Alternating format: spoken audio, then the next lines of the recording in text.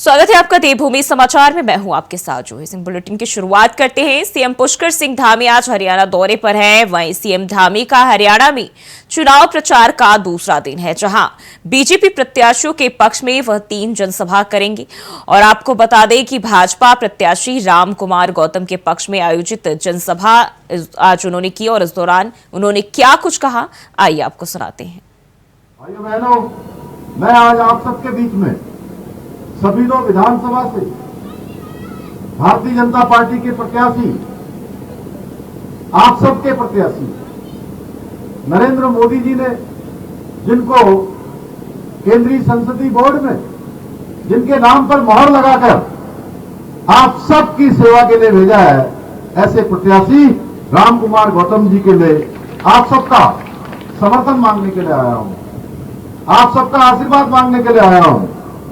आप सभी जानते हैं कि पिछले 10 वर्षों में देश हो या हरियाणा हो, किस प्रकार से हरियाणा की तकदीर बदली है, तस्वीर बदली है, देश आगे बढ़ा है और हरियाणा सामाजिक रूप से, आर्थिक रूप से बुलंदियों के आसमान पर पहुंचा है। भाइयों बहनों, पिछले 10 सालों में हरियाणा के अंदर जब लोग पूछते हैं कि पिछले 10 सालों में क्या हुआ, तो मैं आप सबको बताने आया हूं। मैं देवभूमि उत्तराखंड से आया हूं।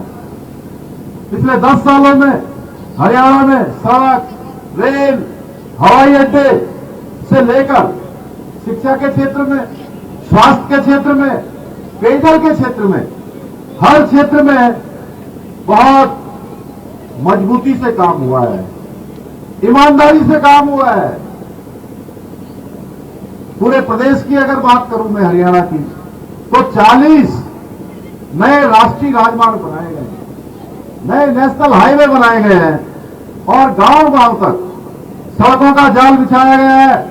इसके साथ ही हरियाणा के प्रथम हवाई अड्डे का निर्माण का अभूतपूर्व कार्य भी पिछले 10 सालों में हरियाणा के अंदर प्रधानमंत्री मोदी जी के मार्गदर्शन में चलने वाली डबल इंजन की भाजपा सरकार ने किया है। भाइयों बहनों, अगर मैं यही सभी दो विधानसभा की बात करूं, तो सभी दो विधानसभा में 4 राष्ट्रीय राजमार्ग बनाए गए हैं, जिनसे इस क्षेत्र में लोगों को आने जाने में उनकी कनेक्टिविटी को विस्तार मिला है। और पिछले 10 सालों की मैं बात करूं तो 1 करोड़ 19 लाख लोगों को आयुष्मान चिरायु कार्ड बनाने के साथ साथ पहले यहां 7 मेडिकल कॉलेज होते थे। इन 10 सालों में 9 नए मेडिकल कॉलेज बनाए गए हैं, जिनमें से एक मेडिकल कॉलेज की सौगात आपके यहां जिंद में मिली है। इतने निकट में ही, आपके इतने पास में मेडिकल कॉलेज खुलेगा तो आप स्वयं अंदाजा लगाइए, तमाम प्रकार की सुविधाएं हमारे बड़े बुजुर्गों को मिलेगी, हमारी माताओं बहनों को मिलेगी। जरूरतमंद लोगों को जो दूर जाना पड़ता था, वो सुविधा अब आपके घर के पास मिलेगी। अब आपको दूर दूर कहीं भटकना नहीं पड़ेगा। भाइयों बहनों, एक समय था हरियाणा में पानी की किल्लत हुआ करती थी। इस पानी की किल्लत को दूर करने का काम भी भाजपा की डबल इंजन की सरकार ने किया है और 100% घरों तक शुद्ध जल पहुंचाने का काम भारतीय जनता पार्टी की इसी सरकार ने किया है, जो नायब सिंह सैनी जी के नेतृत्व में चल रही है। यही नहीं, हमारी सरकार द्वारा पिछले 10 सालों में 24 लाख गरीब परिवारों को मुफ्त गैस के कनेक्शन देने के साथ साथ 50 लाख परिवारों को मात्र 500 रुपए में गैस का सिलेंडर उपलब्ध कराया गया है। वहीं दूसरी ओर भाजपा की हमारी सरकार ने प्रदेश के लगभग 1.5 लाख युवाओं को सरकारी नौकरी देने के साथ ही 5.5 लाख स्कूल जाने वाले विद्यार्थियों को निःशुल्क टैबलेट वितरित करने का काम हरियाणा के अंदर किया है। किसानों की बात करें तो किसानों का करोड़ों का कर्ज माफ करने के साथ ही फसलों के नुकसान पर 12,500 करोड़ रुपए मुआवजा और 24 फसलों पर एमएसपी देने की गारंटी अगर किसी ने सुनिश्चित की है, वह भी इसी भाजपा सरकार ने की है भाइयों। और उत्तराखंड में समान नागरिक संहिता कब लागू होगा, इस पर अभी तक संशय बना हुआ है। सरकार ने पहले दावा किया था कि उत्तराखंड राज्य स्थापना दिवस 9 नवंबर के दिन ही समान नागरिक संहिता उत्तराखंड लागू कर दिया जाएगा, लेकिन फिलहाल ऐसा होना मुश्किल नजर आ रहा है। आपको बता दें कि प्रदेश में यूसीसी लागू करने के लिए लंबे समय से कुछ काम जो है वो चल रहा है और कुछ समय पहले ही सरकार ने दावा किया था कि उत्तराखंड राज्य स्थापना दिवस पहले 9 नवंबर के दिन ही समान नागरिक संहिता उत्तराखंड लागू कर दिया जाएगा। लेकिन हाल ही में जब सीएम धामी से यूसीसी लागू करने को लेकर सवाल किया गया तो उन्होंने कहा कि सरकार ने उत्तराखंड राज्य स्थापना दिवस पहले 9 नवंबर को यूसीसी लागू करने की तारीख तय की। वहीं अब इस बयान पर कांग्रेस फिर हमलावर हो गई है।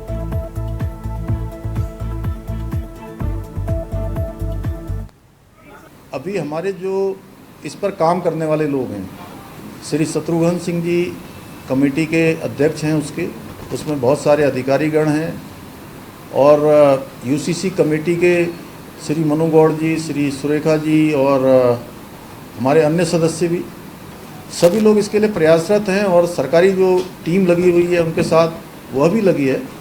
प्रयास होगा कि जल्दी से जल्दी, वैसे तो 9 नवंबर नहीं, संशय की बात नहीं है, ये है कि वो इतने प्रावधान उसमें करने पड़ रहे हैं और ये कमेटी के, वैसे तो हमने पहले उन्होंने हमको कहा था कि हम 9 नवंबर तक कर देंगे। अभी ताज़ा अपडेट, चूँकि दोबारा एक हमारी अभी इसके लिए समीक्षा बैठक हर महीने हो रही है, तो इस महीने की बैठक अभी अक्टूबर माह के प्रथम सप्ताह में होगी, तो उसके बाद स्थिति क्लियर होगी। देखिए, यूसीसी के मामले में सरकार गुमराह कर रही है। माननीय मुख्यमंत्री जी उत्तराखंड की जनता को गुमराह कर रहे हैं। इनकी मंशा नहीं है, ये केवल मुद्दे को जिंदा रखना चाहते हैं। यूसीसी भारतीय जनता पार्टी का राजनीतिक मुद्दा है और जब से इन्होंने शपथ लिया, आपने देखा होगा यूसीसी का नाम ले रहे हैं, बार बार यूसीसी कह रहे हैं, लेकिन लागू कब होगी और क्यों नहीं होगी? और केवल एक राजनीतिक मुद्दा जिंदा रखने के लिए, केवल सामाजिक ध्रुवीकरण करने के लिए, लोगों को आपस में बांटने के लिए यूसीसी का मुद्दा ही गर्म करना चाहते हैं, उसको एक जिंदा रखना चाहते हैं। सरकार की कोई मंशा नहीं है कि यूसीसी लागू करे और सरकार बिल्कुल भी यूसीसी लागू करने के लिए तैयार नहीं है। हमारा आरोप है कि यूसीसी के नाम पर मुख्यमंत्री जी उत्तराखंड, शांति प्रिय उत्तराखंड, देवभूमि उत्तराखंड का माहौल खराब करने का काम कर रहे हैं और उत्तराखंड की भोली भाली जनता को गुमराह करने का काम कर रहे हैं। मुझे लगता है कांग्रेस 60 साल तक धर्मशाला चलाती रही और उन्होंने राजनीति नहीं की। उन्होंने जिस तरह से देश के अंदर तुष्टीकरण की राजनीति की, जिस तरह से उन्होंने वोट बैंक की राजनीति की, जिस तरह से उन्होंने इस देश के अपने स्वार्थ सिद्धि के लिए जिस तरह से इस देश का प्रयोग किया, वो सब जानते हैं। कांग्रेस हमको ज़्यादा न सिखाए। कोई भी सरकार का कार्यकाल 5 साल की अवधि के लिए होता है। उपचुनाव, अन्य चुनाव बीच बीच में आते रहते हैं। इसीलिए प्रधानमंत्री जी ने कहा है और मेरी कांग्रेस की सलाह है कि उस सलाह को प्रधानमंत्री जी के माने और कैबिनेट ने भी ये डिसीजन लिया है कि देश के अंदर एक देश एक चुनाव हो, ताकि इन सारी समस्याओं का निदान हो सके। जिसे बार बार उपचुनाव होते हैं तो इससे विकास बाधित होता है और बार बार प्रतिपक्ष विपक्ष के पास एक बहाना हो जाता है कि हम राजनीतिक कारणों से ऐसा कर रहे हैं। हम राजनीतिक कारणों से नहीं कर रहे हैं, हम देश की आवश्यकता के हिसाब से इस कानून को बना रहे हैं। और इस खबर पर ज्यादा जानकारी के साथ हमारे सहयोगी अभय कैंथुरा हमारे साथ जुड़ गए। अभय, यूसीसी एक ऐसा मुद्दा रहा है जो बीजेपी के लिए काफी अहम रहा है, लेकिन अब बीजेपी के मुद्दे को लेकर ही कांग्रेस अब हमलावर है।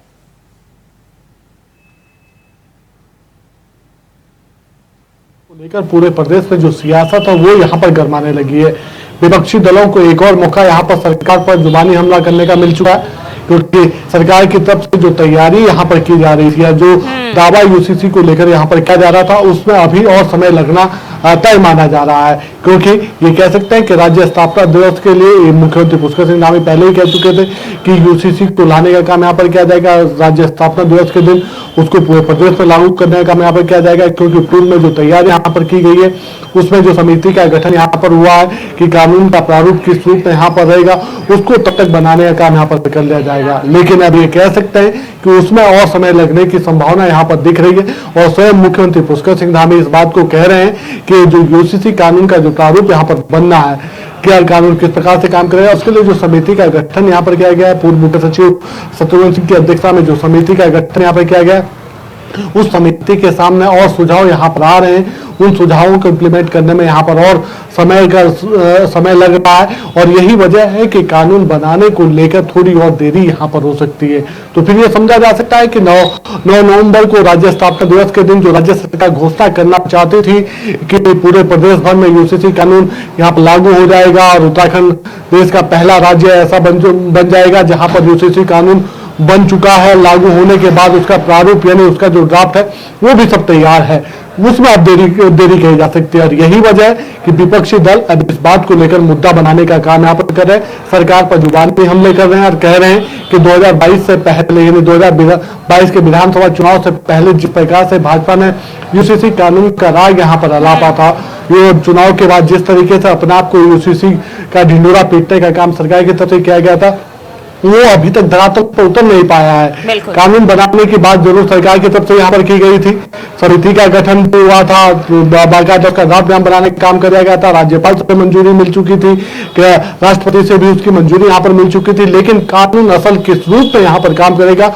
उसको बनाने में अभी तक नहीं कर सकते हैं, ना प्रशासन सफल हो पाया, ना ही जो समिति है ना उसकी तरफ से कोई ऐसी चीजें। यूसीसी की बात कर ले, ये एक मुद्दा से लेकर जो है प्रस्ताव तक में भी अगर हम बात करें, प्रस्ताव पास होने तक सरकार को काफी चुनौतियों का भी सामना करना पड़ा, लेकिन अब इसको लागू करने को लेकर भी तरह तरह के तारीखें सामने आने लगी, कयास भी लगाए जाने लगे, लेकिन अभी भी लंबा वक्त माना जा रहा है। स्थिति जो है स्पष्ट नहीं है, अभी भी सरकार ये कह रही है कि अभी भी कुछ चीजों को लेकर बातचीत चल रही है, आधिकारिक तौर पर अभी कहा नहीं जा सकता कि कब तक इसे लागू किया जा सकता है। बिल्कुल इसे इस रूप में समझ सकते हैं कि जो प्रारूप समिति जो बनाई गई है, पूर्व मुख्य सचिव शत्रुघ्न सिंह की अध्यक्षता में जो प्रारूप समिति का गठन यहाँ पर हुआ है, उस समिति के पास अभी भी ये कह सकते हैं कि सुझावों के आने का जो सिलसिला है वो यहाँ पर लगातार जारी है, क्योंकि ये ऐसा कानून होगा जो देश के दूसरे राज्य भी इस कानून का अनुसरण करते हुए नजर आएंगे। इस देश के जो दूसरे राज्य उन सभी की निगाहें इस कानून पर टिकी हुई है कि आखिर उत्तराखंड राज्य अभी देखना होगा कि अब इस पर जो है कब तक हालात स्पष्ट हो पाते हैं, कुछ भी अभी फिलहाल कहना जल्दबाजी होगी। बहुत बहुत शुक्रिया है तमाम जानकारी के लिए। और वहीं केंद्रीय परिवहन और राजमार्ग राज्य मंत्री अजय टम्टा को छोड़कर उत्तराखंड के सभी सांसदों को इस बार सांसद समिति की जिम्मेदारी दी गई है, जिसमें पूर्व मुख्यमंत्री और हरिद्वार सांसद त्रिवेंद्र सिंह रावत को साइंस एंड टेक्नोलॉजी के साथ पर्यावरण समिति की जिम्मेदारी दी गई है। इस बात पर हरिद्वार सांसद त्रिवेंद्र सिंह रावत ने कहा कि मुझे मेरी अभिरुचि का विभाग मिला है। साथ ही उन्होंने कहा कि हम इस बात पर जरूर गौर करेंगे कि पर्यावरण संरक्षण के लिए क्या क्या कर सकते हैं।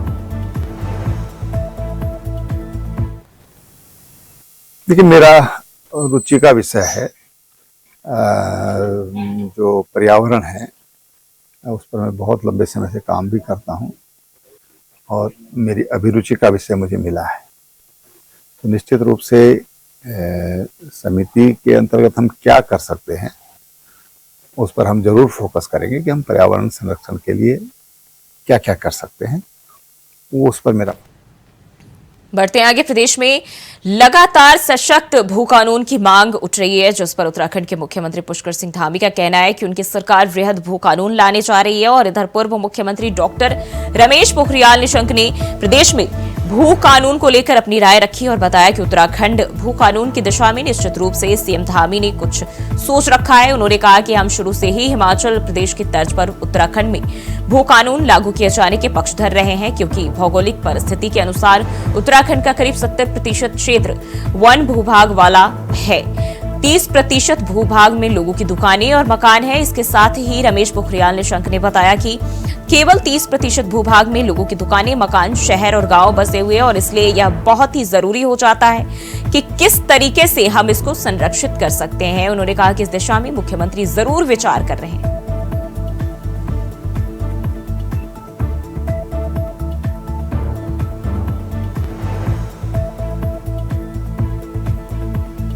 मुझे लगता है जो जिसकी आप चर्चा कर रहे हैं उस पर मुख्यमंत्री जी ने कुछ बोला है तो निश्चित वो सोच रहे हैं उस दिशा में। लगता है कि बिल्कुल ज़रूरी है और हम शुरू में हिमाचल की तरह इस में भी कानून के हमेशा पक्षधर रहे।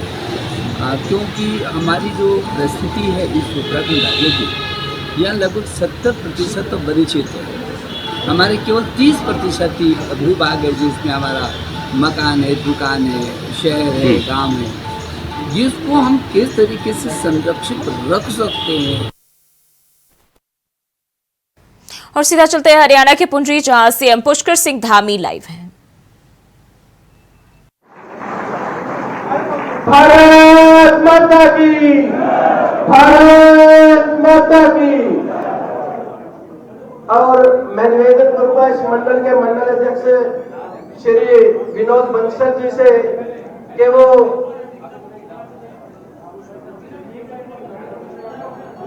मैं इस मंडल के मंडल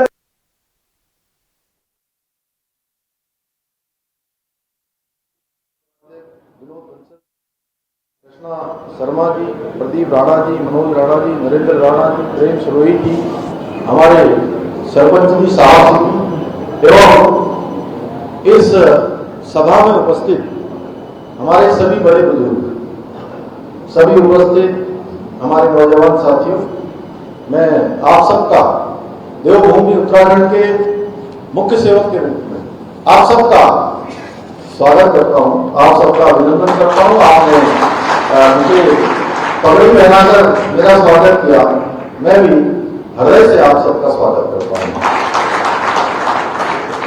मैं भगवान श्री हनुमान जी की जन्मभूमि कपिस्थली और पुंडरीक तीर्थ की इस दिव्य भूमि को भगवान बद्री विशाल की धरती से आकर, बाबा केदार की धरती से आकर, चारों धामों की धरती से आकर, आदि कैलाश की धरती से आकर, देवभूमि से आकर आप सबको और इस भूमि को बार बार प्रणाम करता हूं, बार बार प्रणाम करता हूं।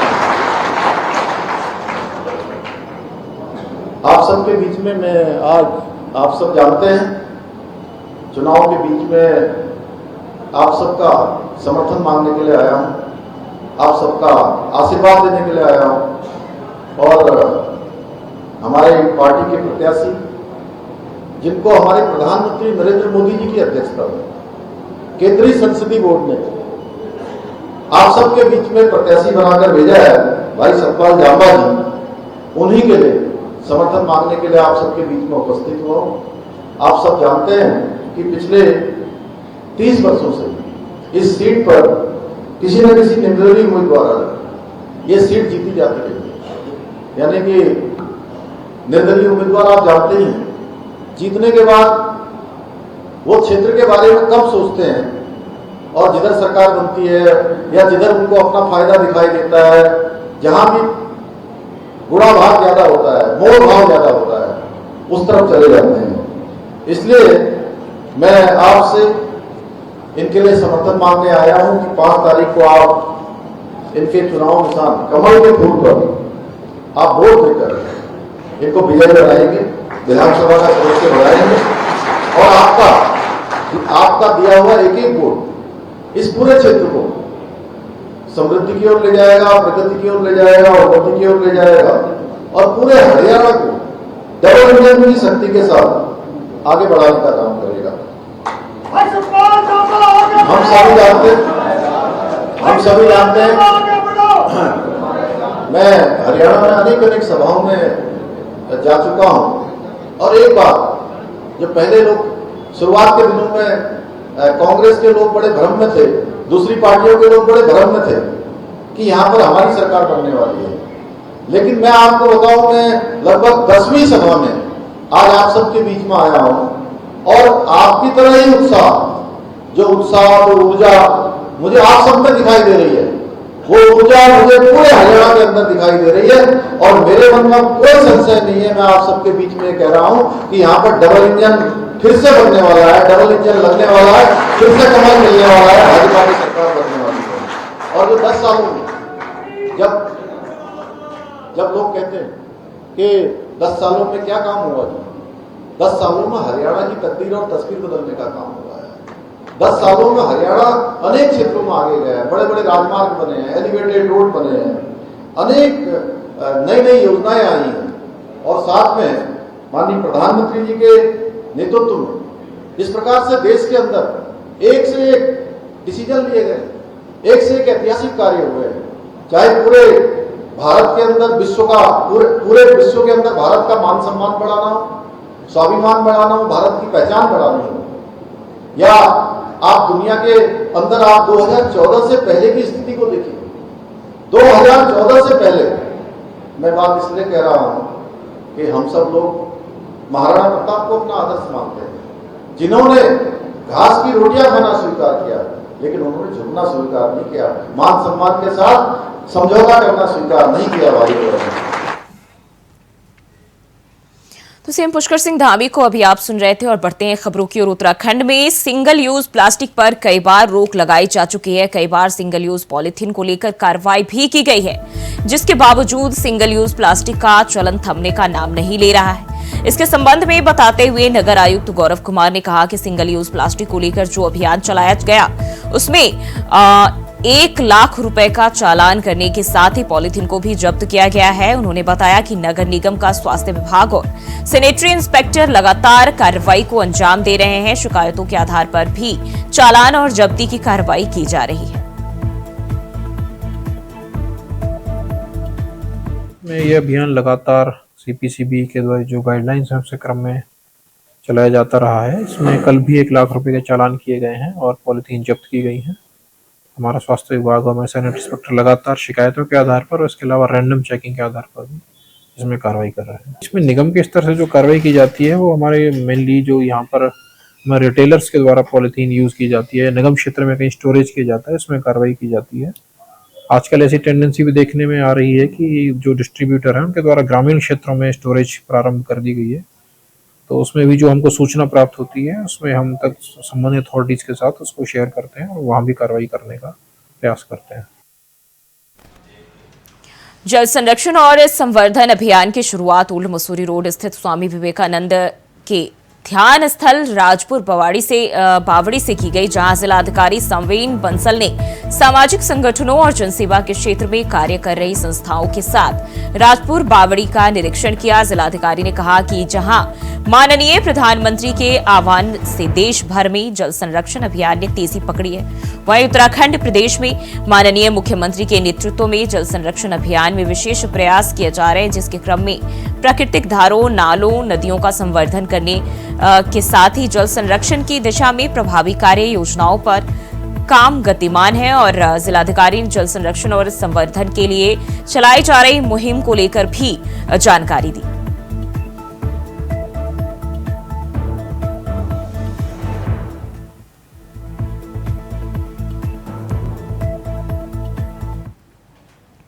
और सीधा चलते हैं हरियाणा के असंध, जहां बसपा सुप्रीमो मायावती लाइव है। पहले वर्गीकरण नहीं था, अब उसमें वर्गीकरण कर दिया। अब आपको बहुत, और इनको जो SC ST की जातियां हैं तो वर्गीकरण करके इनको आपस में लड़ाने का काम किया है।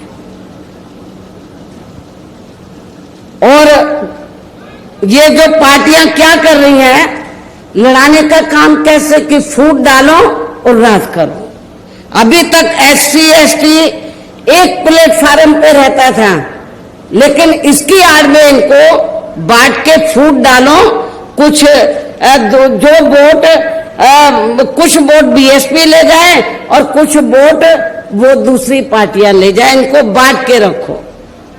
जिनको ये कह रहे हैं कि वर्गीकरण करके हम फायदा पहुंचा रहे हैं, तो उनका ये वोट ले जाएंगे, जबकि इससे कोई फायदा होने वाला नहीं है।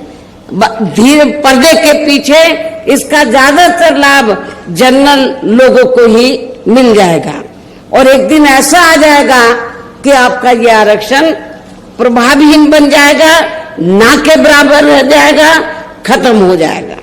और यदि इन वर्गों के आरक्षण के मामले में केंद्र की वर्तमान भाजपा सरकार की भी नीति व नीयत साफ होती, तो फिर ये सरकार माननीय सुप्रीम कोर्ट के आरक्षण को लेकर आए इस निर्णय को बिना कोई। तो असम से बसपा सुप्रीमो मायावती जनसभा को संबोधित कर रही थी। और देवभूमि समाचार में फिलहाल के लिए बस इतना ही। खबरों के लिए बने रहिए इंडिया वॉइस के साथ।